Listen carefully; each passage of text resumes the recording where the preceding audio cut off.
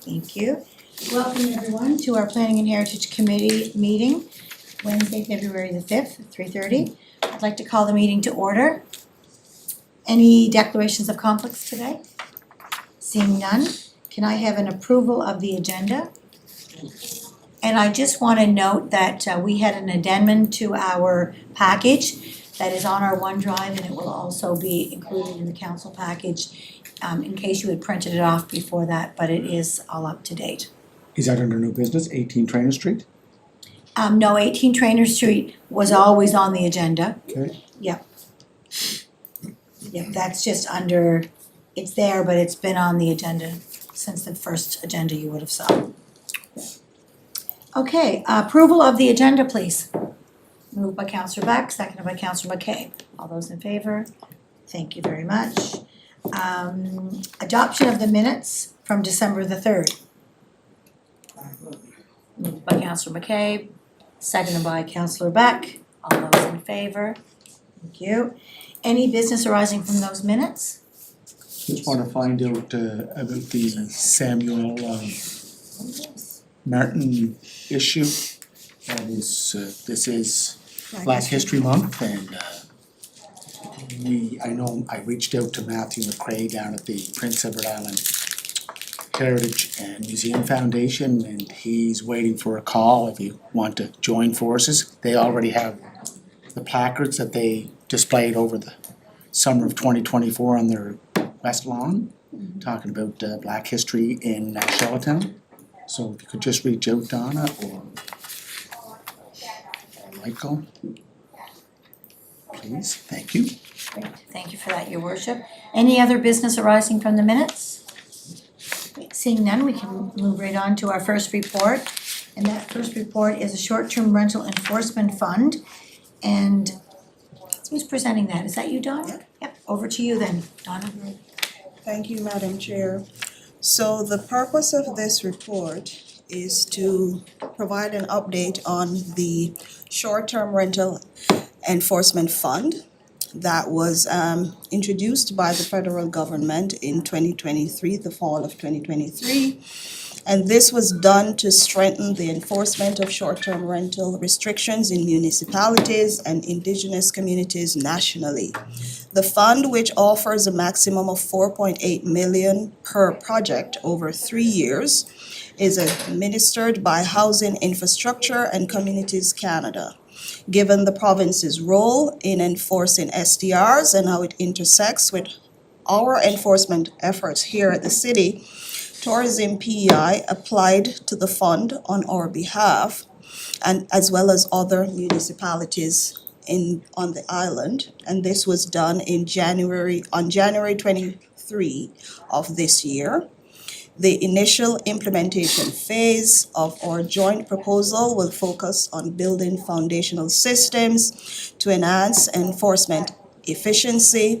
This includes establishing a unified Granicus platform for real-time data sharing between the provincial and municipal staff, an automated notification system to manage permit renewals and compliance reminders, and a delisting mechanism for non-licensed properties to strengthen oversight.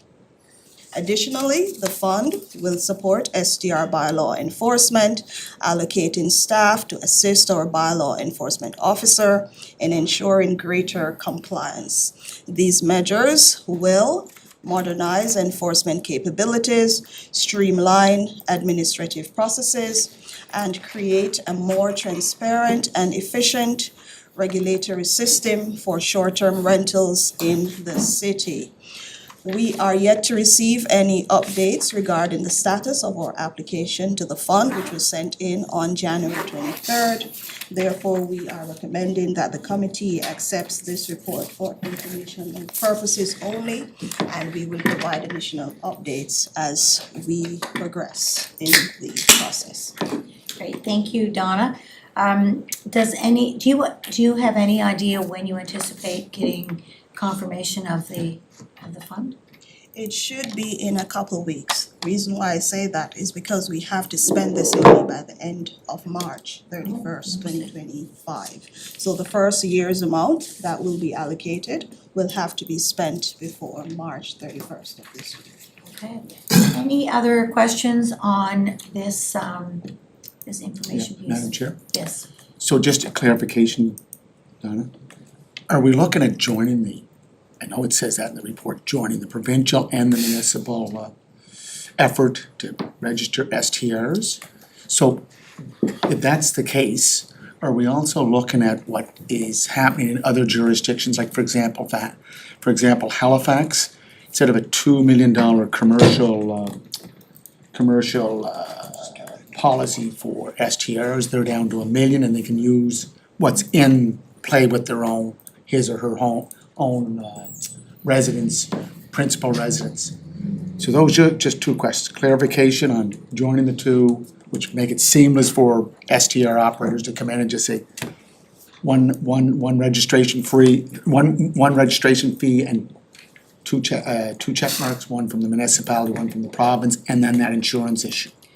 So I can take the insurance one if you wanna take it Yeah, first. because you have a notice of motion, Yeah, you can but I take just it wanna first. find out if Yep. there's any synergies here between other jurisdictions that have STR regulations. So in the case of the permits that will be issued, Your Worship, so what will happen is that we will still have to issue our permit because we do have an STR licensing bylaw. And so we'll have to do our license or permit, and then the province will have to do theirs separately. In terms of the join-in, what we are referring to is that we will have access to a similar platform. So before we had two, where we had access to ours and the province had access to theirs. So we want to unify both of them, so we both have access to the same platform. So for instance, there were instances where persons would come in and want to renew their permits. So what would happen is that we would have to check with the province to say, do they have a license with you before we issue ours? We don't need to do that anymore. We'll have a system that we can both check and just issue the license. So it would make it a little bit easier for the operators in terms of that. And it will be the same thing for the enforcement. So it will be a little bit more streamlined. Okay, and just, so two fees will continue to, Two fees will continue. that one, okay. And as for the insurance, do you wanna let, I'll let the chair go Okay, first, thank and you. if I can Thank you, provide. thank you. Sure. And I think that what his worship is referring to is the our STR licensing bylaw, where one of the requirements to get that license from the city is a $2 million commercial policy. And I think what folks are looking for in that instance is they're looking to have that word commercial removed, because a commercial policy they're finding with their insurance companies is either extensionally more expensive or non-existent. So that's kind of where that is with that, which is why there's a notice of motion coming forward to council on that. In terms of this project, I don't see, the only thing I see where it would streamline would be the information would be available to both the province and the city in terms of the platform. So I'll jump in and then Mike can go after. So our current STR licensing bylaw does require operators to have that 2 million general commercial liability at the moment.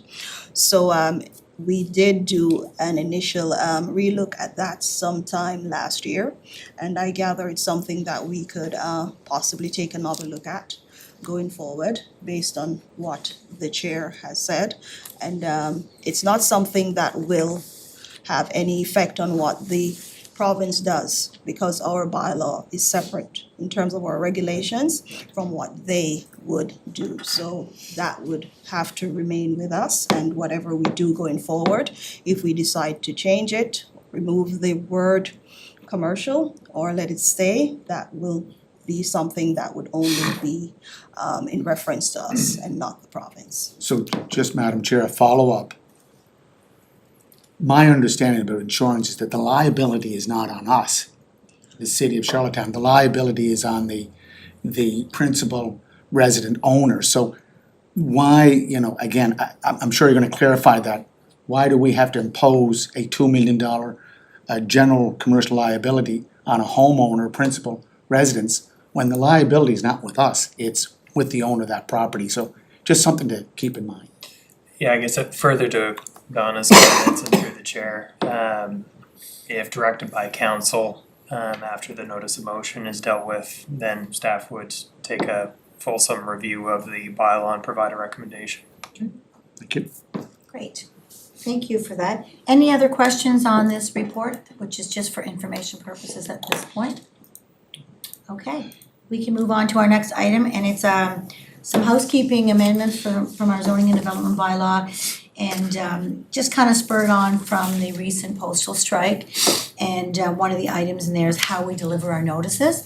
So who's doing that one, Donna? Or- Sebastian, over to you then. Thank you, Madam Chair. Before I get into the details of the report, I'd just like to say Planning and Heritage is aware that the zoning and development bylaw will later this year undergo a complete overhaul. But as you said, based on the recent Canada Post strike, in the event there is another strike in the near future, we are putting this in place to ensure that the city's business can go forward. So, the purpose is to recommend housekeeping amendments to the zoning and development bylaw to support multiple options of delivering notices for developments that are specific to minor and major variances, rezonings, and reconsiderations. For minor variances, section 3.8(3)(b) reads, provide written notice by ordinary mail explaining the purpose of the proposed minor variance to all affected property owners within 100 meters of the boundaries of the subject lot. Now, the section will be updated to include or deliver by hand or drop off delivery as shown. Thankfully it's on the screen. So it would now read, provide written notice by ordinary mail or deliver by hand, drop off delivery, explaining the purpose of the proposed minor variance to all affected property owners within 100 meters of the boundaries of the lot. And the same update would carry through for section 3.9(b). Sorry, 3.9.3(b) that treats with major variances. That would read, provide written notice by ordinary mail or deliver by hand, drop off delivery, explaining the purpose of the proposed major variance to all affected property owners within 100 meters of the boundaries of the subject lot. And that would read also for section 3.10.4(a).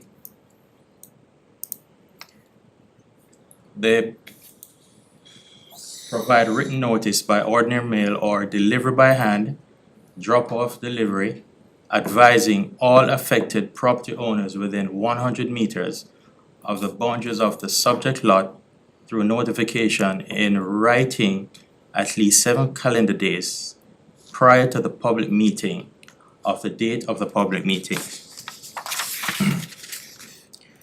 And finally, reconsiderations. Section 3.15.4, which would read, a letter shall be sent by ordinary mail or delivered by hand, drop off, delivery, explaining the reconsideration request to all affected property owners within 100 meters of the boundaries of the lot, of the subject lot, identifying the subject lot. And in addition to those changes, we are proposing some definitions to be clear on how we move forward with delivery. And we are thinking of including ordinary mail, which means economy mail or regular mail sent through the public postal services and is handled by affixing postage stamps depending on weight or destination and dropping it into a letter posting box. Also, deliver by hand. For this purpose means a letter or a package that is delivered by the sender or their representative in such a way that the recipient receives it into their hands or delivered into a mailbox. And finally, the drop-off delivery, which means a method of delivery that involves the sender or their representative taking a package to a specified location. Based on the foregoing, staff is asking the committee to consider their recommendation to amend the following sections of the zoning and development bylaw and request to proceed to planning board for a recommendation to council to initiate public consultations. And that's sections 3.8.b, sections 3.9.3b, sections 3.10.4a, and sections 3.15.4, and the definitions. Subject to any questions you may have. Moved. Okay. Are there any other questions on this one? It's pretty straightforward. Yeah. Yeah, I have a question. Yeah. So we, I know we would be doing social media deliveries and stuff like that. Should that be indicated in there that in addition to the handoff, drop-off, whatever, that we would continue to publicize it on our social platforms and on our city website? Or is there any need in having that? I can take a stab if you Yeah. want. Sure. I think because these are amendments, we are amending the existing wording to identify the issue we had with the Canada Post. It's my understanding that those additional items would be more so appropriate to add in when we do the final changes to the zoning and development bylaw. Or if it's not, then we could address what Councillor Buck has said. Sebastian? Through you, Madam Chair, to Council Beck, that would be in reference to a different section of the bylaw. Oh, This, yeah, so for notices to go out, this is specific to notices for development applications, but in terms of public notices, that would be in reference to a different section of the bylaw. So it's noted separately. But we're just trying to come up with different ways in the event that we have a strike. We're trying to find ways that we can still notify the public. So So that what would, we're throwing in here is the hand drop off within that 100-meter radius.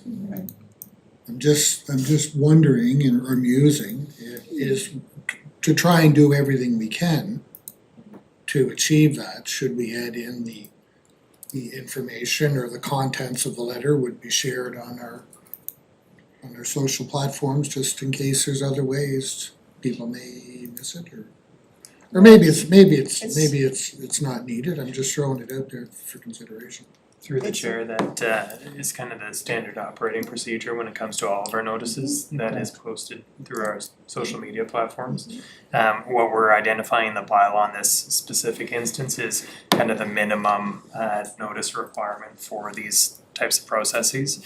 And the reason why these are in the bylaw is because of the localized impacts. We're trying to specifically reach out and hand deliver or have some sort of physical notice dropped off at the property versus the broad-based consultation that kind of you're referencing with the social media and other forms of advertisement. Yeah, I understand the targeted of that specific area to try and achieve what would have normally been achieved by ordinary mail. I guess I'm just thinking, we're getting some criticism about not being informing enough information coming out. And as we've read in some of our emails, so again, just trying to throw it out there that maybe we can't over-inform, maybe we can provide as much information as we can, and if that works.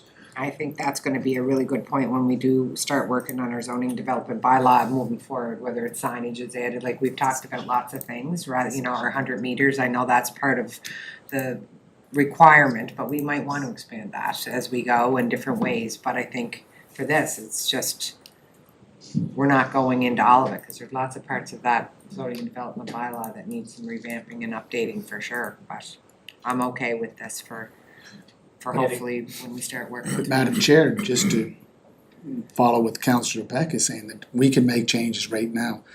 I think we have to be very clear that the 100 meters is only sent out to property owners. My brother, who lives in Fitzroy Street, received a letter about the public meeting the other night. But again, it's a property owner. How far you go? Go 200, go 500. That's what I Then you have to look at the management of that mail out or that drop off or delivery. I think this is good as it is, but I like to just emphasize Councillor Beck's concern is that let's make sure social media is part of our message going out there. If you want to check it out online, check out charlottetownhall.ca, all that can be part of the notice going out, because you're right, how much notification you can put out, Councillor Beck? You can put lots out, still doesn't reach 100%, it never will reach 100%. Thank you. And we just have to be really mindful what we put in a bylaw, because what goes in a bylaw is the minimum standard. And if we start adding every little niggly detail in, then we open ourselves up to appeal, because if we put in there and it must go on social media, and what happens if something happened that the network was down, just out of silliness, and so it didn't get on social media, does that mean that we didn't follow our process right? So although you're right, it's part of normal operating standards for us to get the communication out there every way we possibly can, whether it's through our socials, through our platforms, or through our website, through Charlotte Town Hall, but we have to still state a minimum standard in our bylaw, do we not? Yes. Okay, so that's, but all points were taken. And Madam Chair, some councillors take those notifications and go beyond the 100 meter Yes. by Yeah. knocking on doors. That's an option, and that's been done before, and it will be done in the future. Get the word out. So we have a motion on the floor from His Worship to move this on to the planning board for staff's recommendation to board to move this on to council for public consultation. So I have a move of His Worship, seconded by Councillor McKay, and all those in favor. Okay, that's unanimous. Thank you very much. So we'll be moving this on to our to the next possible planning board meeting to have this looked at. Is that today? Is it on the agenda for today? Okay, thank you very much. On to our next item, planning permitting. It's for the GIS, Geographic Information System Technology RFP. And who is taking this one? Oh yes, Rory, there you are. Over to you. So there's a RFP for the planning and permitting GIS centric technology. It was posted publicly, and we had six submissions come in, and we had to disqualify 4 of those for not meeting the requirements of the RFP. Of the 2 remaining submissions, Esri Canada received a technical score of 59 out of 60 for a total of 95 out of 100. And PSD Citywide received a technical score of 49 out of 60 for a total of 89 out of 100. And we're recommending moving forward with the Esri Canada proposal. If you want me to go into greater detail, I can, but there's lots more detail in the report. It's on the report, yeah. Moved by His Worship. Oh, first of all, any questions? Well, moved by His Worship, we'll get the resolution on the floor. Moved by His Worship, seconded by Councillor Beck. Any questions on moving this on to council. Madam Chair, Yes, keep asking this. Are we using the Canadian lens on this particular? this one we are for Tender. sure. This one, I just wanna make sure it's on the public record. yes, Canadian definitely, lens? it's the, Esri Canada is the company. Thank you very much. So any other questions? Okay, all those in favor of moving this along? Wonderful, thank you very much. Okay, next item on the agenda is an update on our zoning and development bylaw review. And Mike, are you taking that one? Who's taking this one? Yeah, we can provide a verbal update. Sure. So staff had kicked off an initial project meeting a number of weeks ago with the successful proponent of our RFP for 2024, Fathom Studios. So we just met with them again this week to talk about preliminary planning for our public engagement process. So we're working on identifying that large list of stakeholders that we want to reach out to in these early stages, and then inform our larger, more broad public engagement sessions throughout the spring, summer, and closing into the fall. So we'll certainly be bringing lots more information forward to council, but we should have an update here shortly towards the end of February. Right, any questions on this? Chair, I'm just concerned about the timeline, like we're going to a public hearing on February 13th for the first draft of the official plan. How many other hearings may follow from that? But when do you expect to start? And I think you just gave a verbalized report. Are we looking at April, May to start the concept, or the whole review, taking a look at what changes we will be looking at in the Z and D bylaw? Michael, Madam Chair?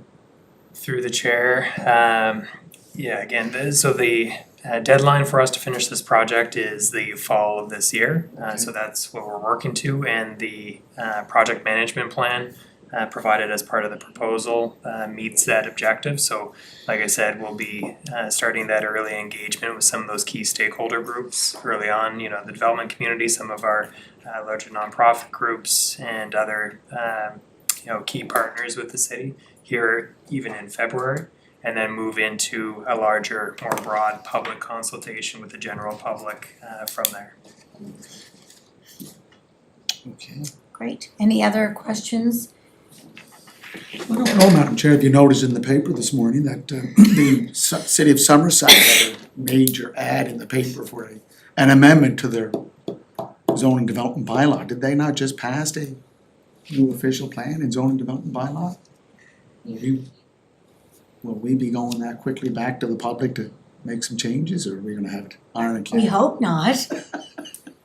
Through the chair, I would just say that, this going through an official plan, comprehensive review and adoption, and in addition, the zoning bylaw review and adoption, it's a huge effort on behalf of staff, council, and the general public. And due to the nature of the documents, it can be very challenging to get everything right that first crack. Thank you. So, I want to set that expectation early with council that our intent is to try and finish this effort by the fall of 2025, at which point staff will be taking a very hard look as we start processing applications, development applications, to see how this document is going to perform. And there may be pain points that we need to bring back to council, and staff will be effectively doing an audit on that new document for the months to follow, so that we can bring back any needed fast updates to be addressed in the short term. Thank you. And also, once we finish the public consultation piece for the official plan, and the final draft or version of that goes to council, when that eventually is approved, the importance of the zoning and development bylaw is then to align with the new official plan, because then currently it won't. So folks are still going to have to go through an application process for things that may or may not be changed in the zoning and development bylaw. So the more efficient we are at getting the changes made to align with our OP, the better the residents and the developers and all those folks looking for application processes will be better aligned. Thank you.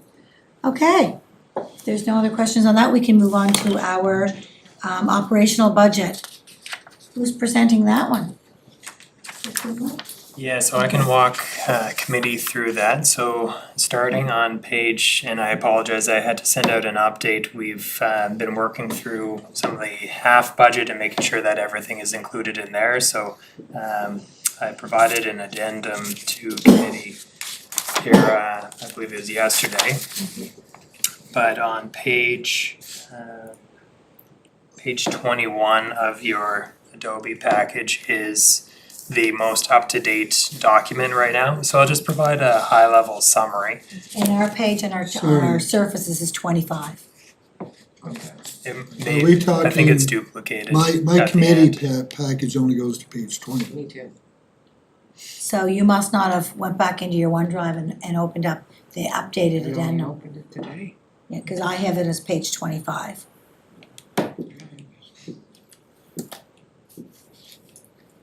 And Jason, did you not send out an email with the? Yeah, and an addendum was sent out by email. I got We can I pause got, for- is the addendum added to the original package and put It in the was- OneDrive? It was put in the OneDrive as a brand new package with the addendum in it, so Yeah, you'll, I got it. so if you open up your OneDrive, you're gonna see the original, and then right underneath it, Jason sent the next one. So it's the and is the called last Yep. line that says budgetary impacts, 96,000? No. No, it's the if you go back out, Norman, it Planning and says Heritage amended. Committee Package Addendum, something like that, and it's the most updated package in your OneDrive. Well, that's my addendum. Just scroll up and- You found it, Jules? Yeah. Great. Yeah. Okay, so I'll just walk you through some of the highlights, and then if there's questions on specific line items, we're happy to answer any questions.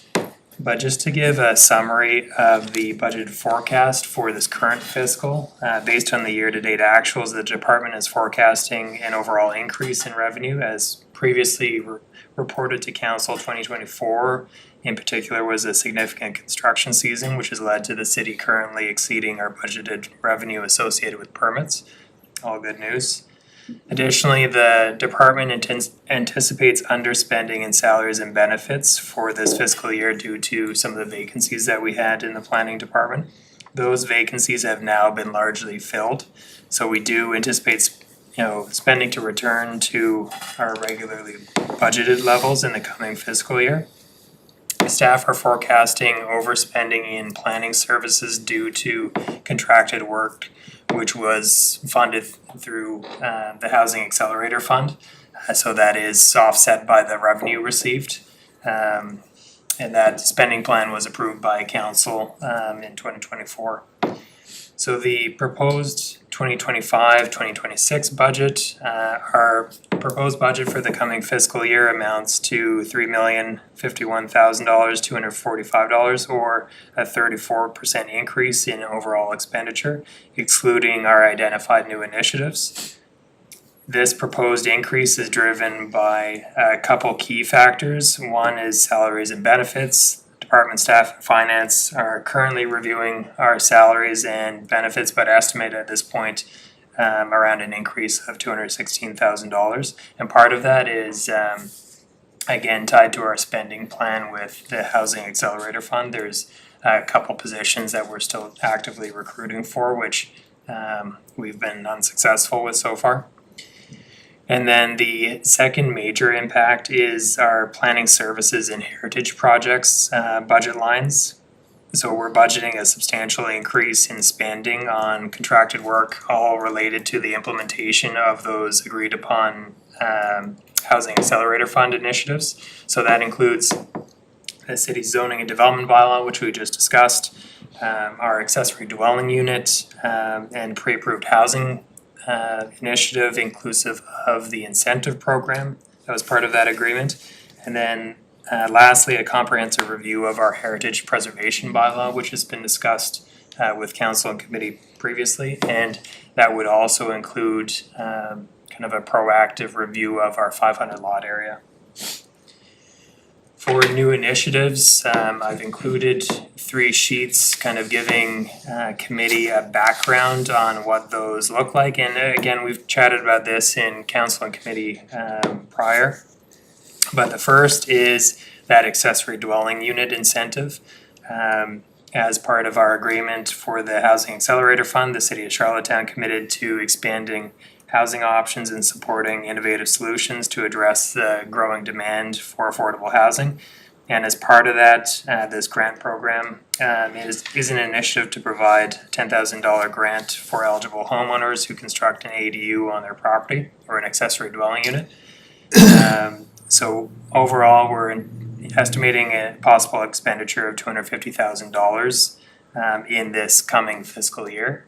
So just to give you a better sense of the timelines, we need to complete the zoning and development bylaw and also the pre-approved housing design work so that we can launch the incentive program. So we're anticipating approximately 20 plus possible awards for this once that work is completed. So we would aim to launch this new incentive program in the fall. The second piece, which we talked about in some of the staffing updates over this past year, is the funding of the manager of building inspection services. So like I said, as previously discussed, that position was actually created by a council resolution in June of 2023 with the understanding that it would be funded actually this current fiscal year. However, that did not happen. It was missed. So we're bringing it forward now to have it funded so that we can overall improve our effectiveness in that specific team. We've discussed at length some of the backlog on the building permit side. And again, we're trying to plan for the future with this regulatory overhaul with the zoning and development bylaw, which should clear up some of the work done on the front end with planning staff, but we will experience more impact on that building team as more projects are brought forward as of right, meaning no discretionary approval by council or planning board once we work through that document. So the last new initiative is an addition to that building inspection team as a level 1 position. And really we're bringing that forward to again bolster that overall capacity and focus on capacity building within the team so that we can succession plan. It's been extremely difficult to find qualified building inspectors, so we really want to pivot to essentially create grow our own program within the city corporation so that we can offer a sustainable service and more resiliency within that team. So you'll notice in the draft budget, there's the variance line, so that just outlines the changes from the original budget for this fiscal and the proposed draft budget. We have the new initiatives line, which outlines the cost for those new initiatives. And then there's a mitigation line. This has been discussed internally and communicated with council, but generally as our community continues to grow, the demand on all essential services grows with it, planning and heritage obviously included. These impacts are being felt now more than ever. Given that we're legislated to balance our operational budgets, departments were tasked to go back and review if there are any other revenue opportunities to consider and or expenditures that can be pared back to meet an overall 5% reduction in net needs to take back for this committee's consideration and ultimately council. So we've proposed some potential paring back in that budget in addition to an overall review of our fee structure and any alternative revenue sources. So the revenue piece that work is ongoing, so we'll probably have an update, maybe even by next week on some of that work, but we've tried to identify some potential areas where we could pare back this current proposed budget. So that's kind of the highlights of the proposed budget, and we're happy to answer any questions that committee may have at this point. Great, thank you for that, Mike. Does anyone have any questions? And probably direct them right through to the staff, since it's an operational budget. So, Madam Chair, if I look at the, again, I'm on page 25, the document I have. Yep. So your actual for 2025 planning permit license for revenue, you're up by, almost 700,000. And for planning housing accelerated fund, that was again 693, because that's money taken out based on what they sign off for checks. So Michael, Donna, you have 3 positions, and I'm just trying to get a copy of our budget from last year. So we have Shane, and we have Joe, and we have 1 inspector on maternity, correct? Yeah. Yeah. So this would add another inspector 1, 4, with a manager 5, correct? And we did, that was budgeted, I think, as he said, 2023, but then it was put on hold, was it last year? What happened to it? Yeah, it's a good The question. manager, what happened to the manager's position? Because I thought we were going forward on that. Yeah, it's a good question, and to be frank, this was right about the time that I started with the city, so Yes. I'll take responsibility for some of that because I didn't have all the context there, but ultimately that's the best explanation I can give at this point for why that wasn't brought forward. But that's why we're bringing it forward now, because council gave us direction to move forward on that, and we want to follow up, and obviously there's a dire need. Right. You folks get the calls every day, no different than we do. Folks are waiting for permits, and we want to accelerate our housing supply within the city to address the housing supply need. Right.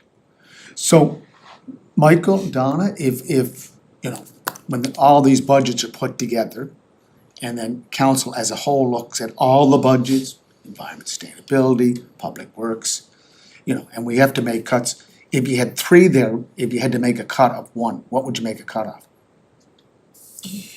So you're gonna have to juggle that, really. Something will have to be juggled. Just, again, I always look at some options. You know what? Don't bother answering it. I just think you should look at that. Yeah. Because remember what happened last year? We had to find some more money. I think the managers had to go back to the departments and find a 5% reduction in your budget. Remember that, Donna? Yeah. So that could happen this year unless council says, you know what, let's raise taxes. So in terms of departmental priorities, we've, as every department has gone through their new initiatives, we assign it a rating for priorities. For the Planning and Heritage Department, our priorities would be, the two major priorities for short term are the accessory dwelling unit incentive program, because we're contractually obligated to follow through on that initiative, and then the funding of the manager position, so that we can bolster our that building inspection team, provide more leadership, and give us extra capacity to try and sustain our growth that the city is experiencing right now. So, Madam Chair, my final question is, the ADU, we've had lots of discussion about it, especially from Aaron Stavert, who sits on our design review board, and he presented some ideas on how to get more housing through the ADU. But currently it's 0.5 acres and above. So we have to reduce that in our new zoning development bylaw, which I think you said we have a deadline of the fall of 2025. So let's say if there's blowback in that, we keep it at the 0.5. It means the same number of ADUs that have been going in since 1999, I don't know how many, but it has to be over 0.5 acres. What's gonna make it work is that if it's less acreage, correct, Donna? If it's 0.3, 0.4, but I'm just saying that, just to keep that in mind, that where will it go? I don't know. So So- that's one part of it. But other municipalities, what they do is, you know how if you have a property in Charlottetown, as long as you meet your setbacks, you can have up to 2 buildings in your backyard, up to so many square feet. So there's other ways to do this than reducing the lot size, if I understand correctly. So I think they have to look at the options that there are. So, it could be that, you can have, like, there could be lots of other ways to do it than just lot sizes. And I probably overstepped, but you guys go ahead. No, I thought you answered quite well, Madam Chair. I would just add that really the ADU initiative is two-pronged. One is the work on the bylaw, which we're tying into the zoning bylaw, paired with pre-approved designs. So the city would move forward with creating, effectively ADU drawings, a drawing package that a contractor or property owner could pick up at the planning department and know that they're going to get building approval tomorrow. The second piece to this is the actual incentive. So the effectively a capital grant to the property owner to move forward with that construction. And I think we've said $10,000 per ADU, correct? Yeah. 150 units, 1.5. Yeah. Thank you. Any other questions on the operational budget, which I'm sure you'll see again when it comes back after it's leaked?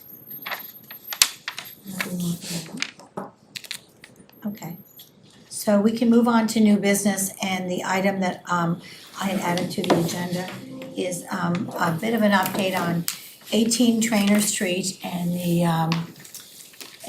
application and kind of the status and what's happening there. There's been lots of emails, and lots of public questions around it.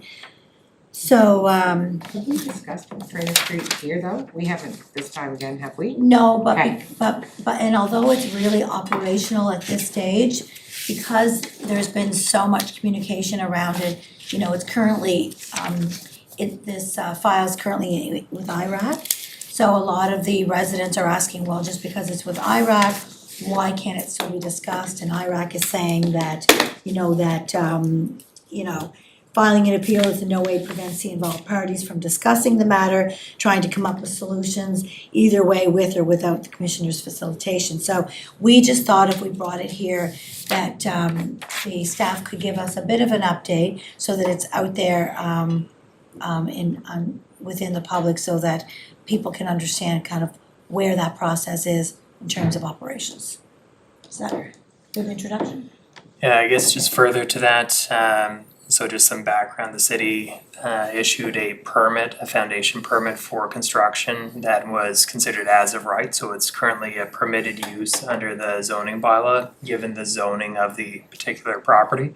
So when that happens, staff receives the application, we determine if it meets all the parameters, the land use, like development regulations within the zoning and development bylaw.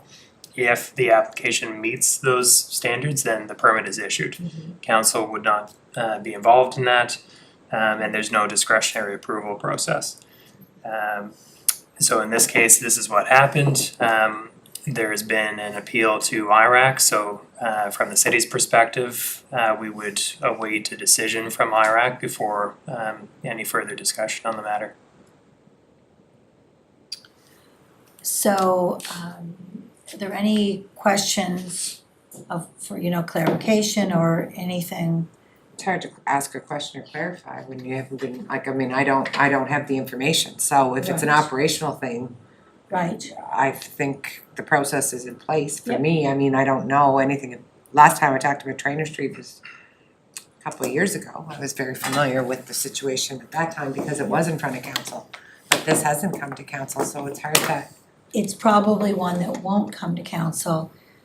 This part of it won't. Now, the next stage of this application, should this applicant proceed with it, could potentially be an application that would flow through planning board if it requires variances and whatnot, yeah. Yeah, it's hard to ask question when I don't know what I'm asking any If questions you about. recall back at the last council meeting, Councilor McKinnon had asked me as chair of this committee Mhm. to put this back onto our next committee meeting, so that's why it's here.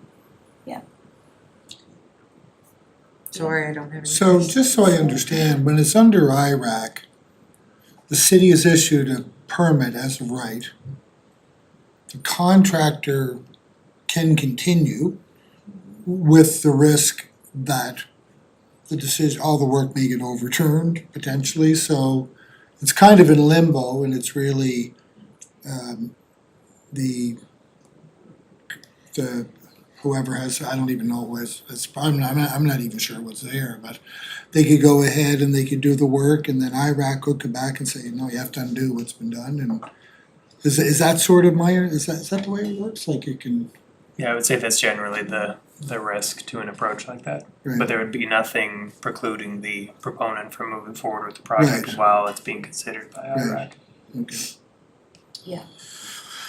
I think we all received quite a bit of communication from the residents with questions, so I know that kind of a fact sheet was sent out to council just to understand the process of where it is.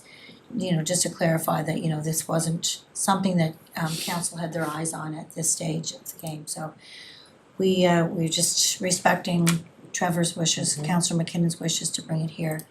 And so if there's no other questions on that, the only thing I was curious about was when you do look in the IRAC's information, and this is more out of curiosity, it does state that, and I guess we've really answered the question, Mike, because this doesn't preclude the applicant from reapplying for another application to continue on with their project, which would mean that city business would still continue, even if there's an appeal going on at IRAC. You would still evaluate the next steps of this project, should there be more applications come your way, is that correct? That's correct. Ultimately, staff would review any application that's brought forward. If it meets the parameters of the existing zoning and development bylaw, council's bylaw, then we would proceed with issuing any required permits. But as for the actual